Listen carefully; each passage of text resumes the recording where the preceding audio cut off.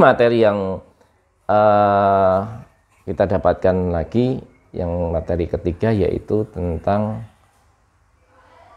perceraian atau gugatan cerai secara Islam, ya. Perceraian secara Islam ini di dalam perceraian agama Islam ini dikenal dengan dua hal, yaitu talak yang dilakukan oleh suami kepada istri dan gugat cerai yang dilakukan istri kepada suami, yang diajukan kepada pengadilan agama. Karena ini materinya memang perceraian dalam agama Islam. Bagi non-Muslim selain Islam, hanya ada di gugatan cerai dari istri, baik istri maupun suami, dan diajukan bukan ke pengadilan agama tetapi ke pengadilan negeri bagi non-Muslim, ya. Nah, hal-hal yang menyebabkan perceraian atau keputusan cerai itu karena adanya keputusan pengadilan. Jadi seorang dinyatakan bercerai, pisah dari ikatan suami istri ketika ada putusan pengadilan, atau karena salah satu pihak meninggal dunia, ya, atau memang mereka bercerai, ya. Dan prinsipnya perceraian hanya ada dan diakui yang hanya dilaksanakan di depan pengadilan. Seseorang bisa mengajukan gugatan cerai atau mentalak istrinya dengan alasan-alasan, ya. Kalau istri mengajukan gugatan cerai misalnya dengan alasan salah satu pihak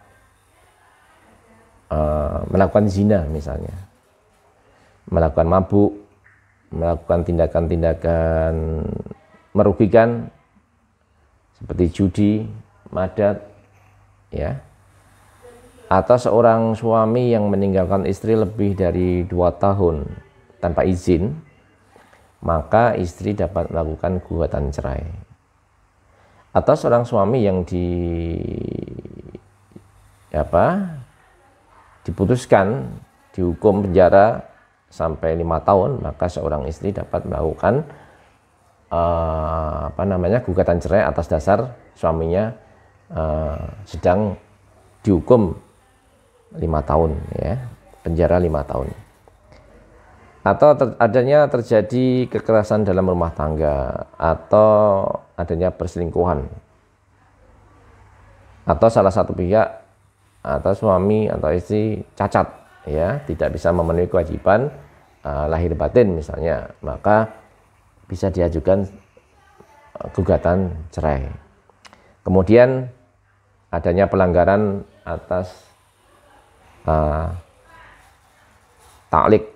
talak, ya, seperti yang di buku nikah itu, kalau ada pelanggaran ada sigot talak itu, kalau itu dilanggar maka bisa diajukan gugatan cerai, ya.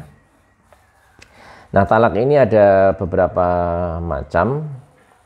Yang pertama talak roj'i, ya. Roj'i itu sendiri artinya dari kata Arab yang artinya kembali.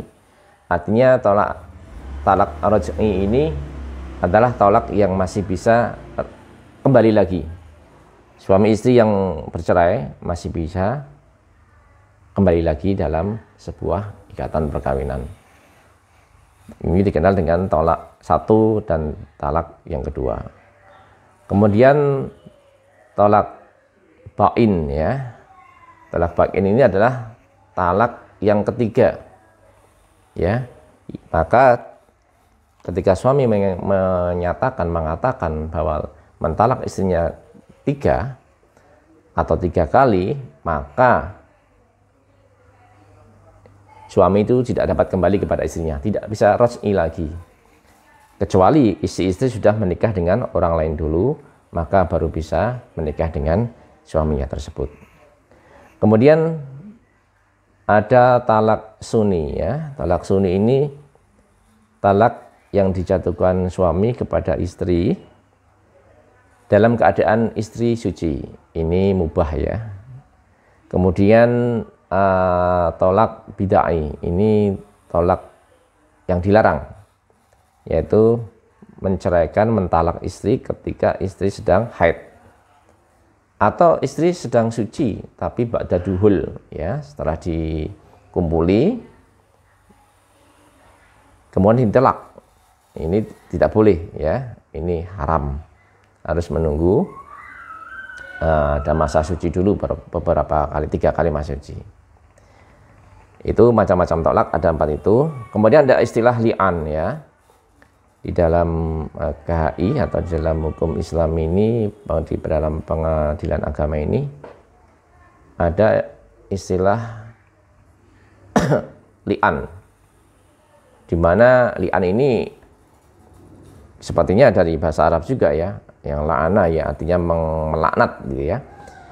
Li'an itu berarti seorang suami yang mengingkari istri atau menuduh istrinya berselingkuh dan mengingkari anaknya, bahwa anak dari istri tersebut bukan anak suami. Jadi suaminya mengingkari, ini bukan anak saya ini. Jadi si suami ini benar-benar mengingkari, sehingga dalam hal ini ketika suami dan istri tidak terjadi kecocokan dan selalu berselisih, artinya tidak sama-sama sepakat, maka ini terjadi talak selamanya. Syaratnya memang si suami menyatakan bahwa menyumpahi istri lah, melaknat istrinya, diucapkan ada dengan dengan kalimat tertentu, ya, yang sudah diatur, bahwa jika tidak benar maka Allah intinya akan melaknati kamu istriku, ya. Sebaliknya ini dijawab oleh istri ketika istrinya juga tidak sependapat bahwa saya tidak zina. Ketika benar pernyataan saya, maka suami ini akan dimurkai oleh Allah Subhanahu wa taala. Sehingga ada 2 jawab tersebut itu sebagai syarat terjadinya li'an. Kalau salah satu tidak terpenuhi, maka li'an ini tidak terjadi. Kemudian bagaimana pengajuan gugatan di pengadilan agama?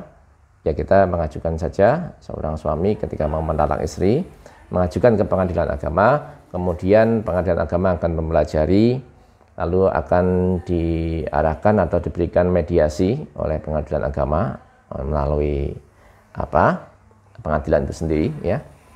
Kemudian ketika memang layak diberikan izin, maka pengadilan akan memberikan izin untuk ikrar talak. Nah, jadi ketika pengadilan sudah menerima pengajuan talak dari seorang suami, maka pengadilan memberikan izin ikrar talak kepada suami.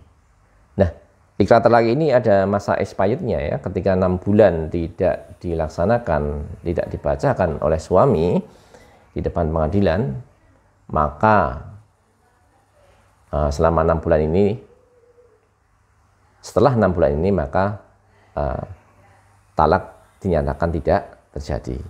Lalu dari pihak istri bagaimana kalau istri mau melakukan gugat cerai? Ya, istri melakukan gugat cerai di pengadilan agama dengan memberikan alasan-alasan tersebut yang tadi saya sampaikan itu. Kemudian pengadilan agama menerima gugatan istri ketika suami nanti diverifikasi, ditanyakan kepada suami, memang suami tidak berkenan lagi untuk kembali kepada istri, maka gugatan cerai dari istri ini bisa dikabulkan. Demikian rangkuman singkat yang bisa saya sampaikan dari pertemuan kedua di Sekolah Paralegal Sugni Tumi Pangata. Terima kasih, mohon maaf jika ada kekurangan. Assalamualaikum warahmatullahi wabarakatuh.